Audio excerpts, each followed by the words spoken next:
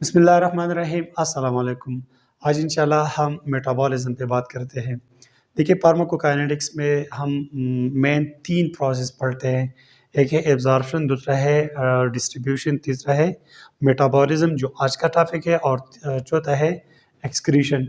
तो आज हमारा मतलब अगर आपको याद होगा एडमी, तो एडमी में मतलब एब्ज़ॉर्प्शन हो चुका है, डिस्ट्रीब्यूशन भी हो चुका है, आज मेटाबॉलिज़्म है और इसके बाद इंशाल्लाह एक्सक्रीशन पे बात होगी। तो एडमी में आज मतलब फार्माकोकाइनेटिक्स में मेटाबॉलिज़्म पे बात है। अच्छा, मेटाबॉलिज़्म आप तो मतलब 9th-10th या मतलब एपीसी के लेवल पे बार-बार पढ़ चुके होंगे। मेटाबॉलिज़्म हमारे साथ अंदर लिविंग ऑर्गेनिज़्म में कुछ चीज़ें या बनती हैं या टूटते हैं। तो मेटाबॉलिज़्म फिर 2 किस्म का है। एक है हमारे साथ कैटाबॉलिज़्म। कैटाबॉलिज़्म में हमारे साथ एक बड़ा मॉलिक्यूल छोटे-छोटे मॉलिक्यूल में तक़सीम हो जाता है। सपोज़ ये हमारे साथ एक लार्ज मॉलिक्यूल है और ये टूट के मतलब ये छोटे-छोटे मॉलिक्यूल बन जाते हैं।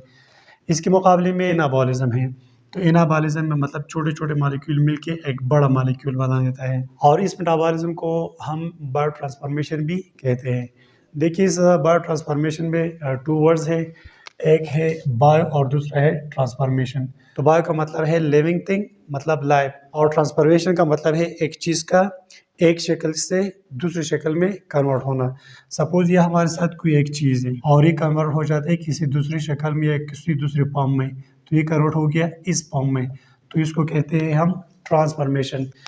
चूँकि ये ट्रांसफॉर्मेशन हमारे जिस्म में अंदर हमारे सेल्स में होता है, हमारे बॉडी में होता है, तो इसलिए फिर हमें इसको बायो ट्रांसफॉर्मेशन कहते हैं। मतलब हमारे जिस्म में अंदर कोई चीज़ एक शक्ल से दूसरी शक्ल में कन्वर्ट हो जाता है। So this is called bio transformation. देखिए फार्माकोकाइनेटिक्स में जो हमने एब्जॉर्प्शन और डिस्ट्रीब्यूशन पे बात की, सपोज़ दोबारा देखिए ये हमारे साथ एक पेशेंट है और इस पेशेंट को ये ड्रग हम देते हैं।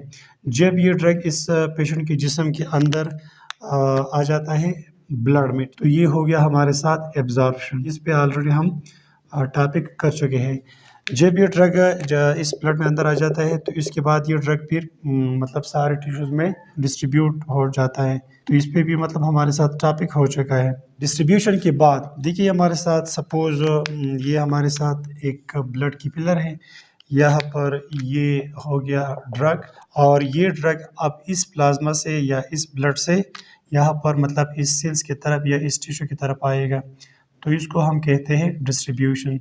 तो ये हमारे साथ इस रेड मार्कर पे मैं शो कर रहा हूँ, ये रेड कलर पर जो हमारे साथ इस सेल्स के दरमियान जो रेड मार्कर पे ये डॉट डॉट है, ये हमारे साथ ड्रग है। तो मतलब प्लाज्मा से या ब्लड से इसकी डिस्ट्रीब्यूशन हो गई टिश्यूज़ में।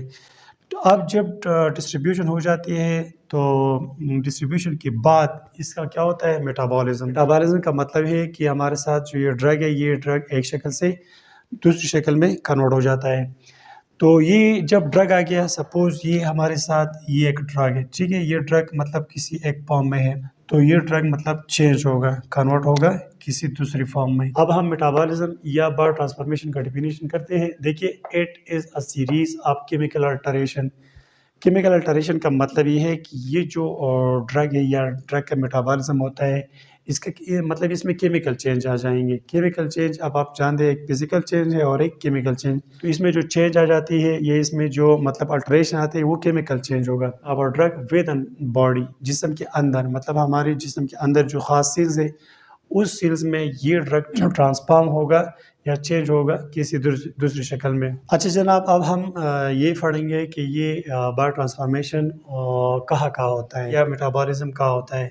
सपोज़ ये हमारे साथ एक ड्रग और इसको मेटाबॉलिज़्म होना है, तो ये हमारे जिस्म में तो बहुत सारे ऑर्गन हैं, हमारे जिस्म में मतलब बहुत ज़्यादा टिश्यूज़ है या ऑर्गन है, तो इस ड्रग का कहाँ का मेटाबॉलिज़्म हो सकता है। तो सबसे बड़ा मेटाबॉलिज़्म का जो साइट है, जगह है, वो है लीवर। तो सबसे ज़्यादा मेटाबॉलिज़्म हमारे साथ लीवर में होता है। इसके बाद जीआईटी, तो इस जीआईटी में भी मतलब बाज़ ड्रग्स की मेटाबॉलिज़्म होती है।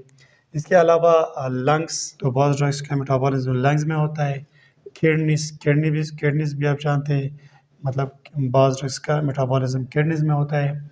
एड्रेनल ग्लैंड इस किडनी के ऊपर हमारे साथ एक ख़ास किस्म का ग्लैंड होता है, ठीक है? उसको हम कहते हैं एड्रेनल ग्लैंड।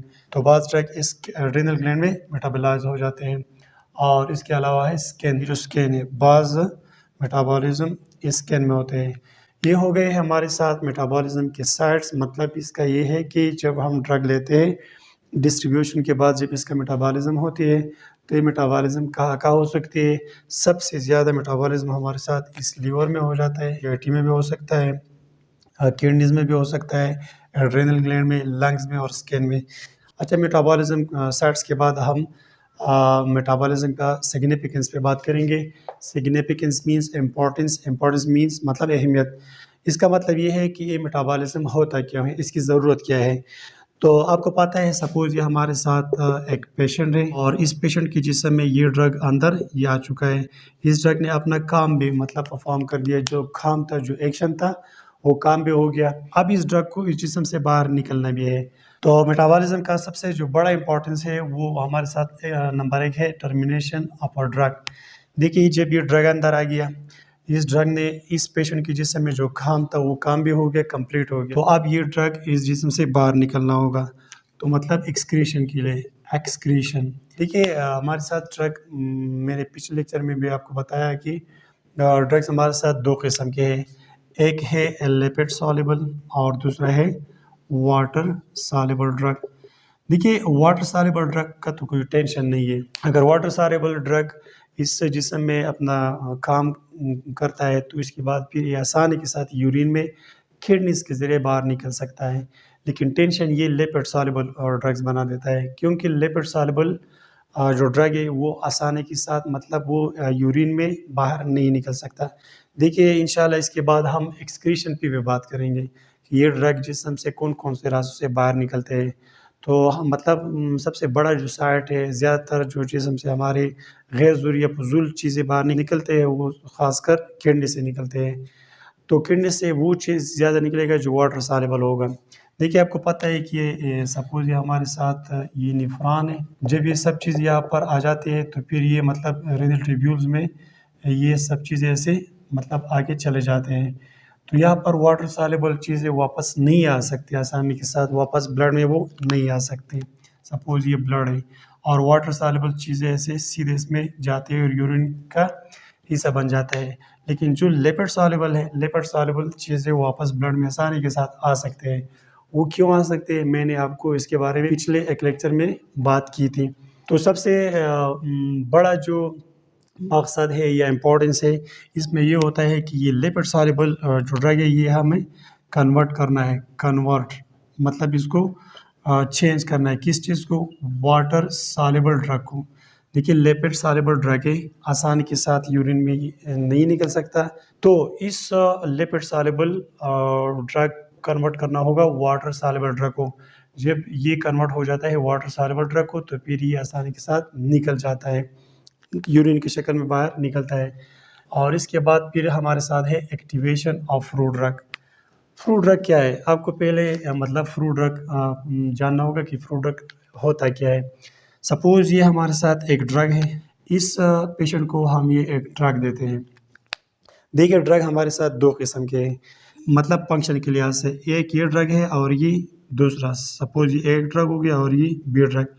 एक ड्रग होता है हमारे साथ एक्टिव ड्रग, ऐसा ड्रग जो जिस्म में अंदर आके डिस्ट्रीब्यूशन के बाद वो अपना काम शुरू कर देता है। और दूसरा हमारे साथ होता है इनएक्टिव ड्रग।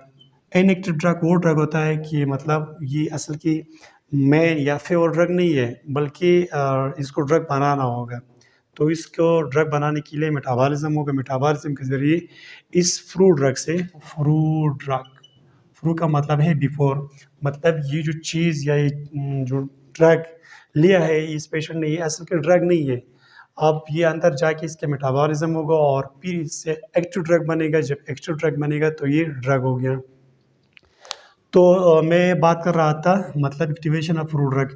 ये ड्रग आ गया है और ये ड्रग अंदर आ गया है, ये मतलब फ्रूट ड्रग है। और अब आपको फ्रूट ड्रग का समझ आ गया होगा। ऐसा ड्रग जो एक्टिव नहीं है, ये ड्रग अंदर आके मतलब किसी साइट पे या मतलब लीवर या मतलब कोई भी जगह है उसका इस ड्रग का उधर उधर मेटाबॉलिज्म हो जाता है। मेटाबॉलिज्म के बाद ये एक्टिवेट हो जाता है, मतलब ये अब एक्टिव हो जाता है। ये ड्रग मैंने लिखा हुआ है फ्रूट ड्रग, ये मतलब किस चीज़ में कन्वर्ट होगा, एक्टिव ड्रग में।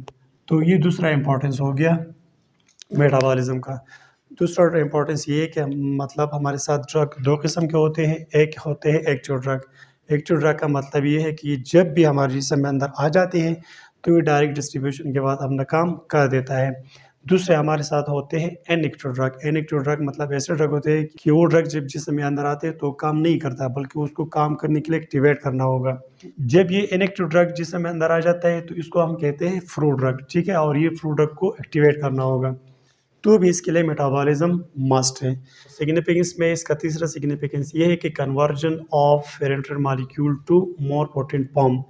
इसका मतलब ये है कि सपोज ये हमारे साथ एक ड्रग है, ये ड्रग जिस्म में अंदर आ गया, तो ये तो पहले से एक्टिव है, लेकिन मतलब ये लेस एक्टिव है, या मतलब इतना ज़्यादा एक्टिव नहीं है। तो मेटाबॉलिज्म के बाद ये मतलब ज़्यादा एक्टिव हो जाता है, तो इसके लिए भी मतलब मेटाबॉलिज्म हो जाता है।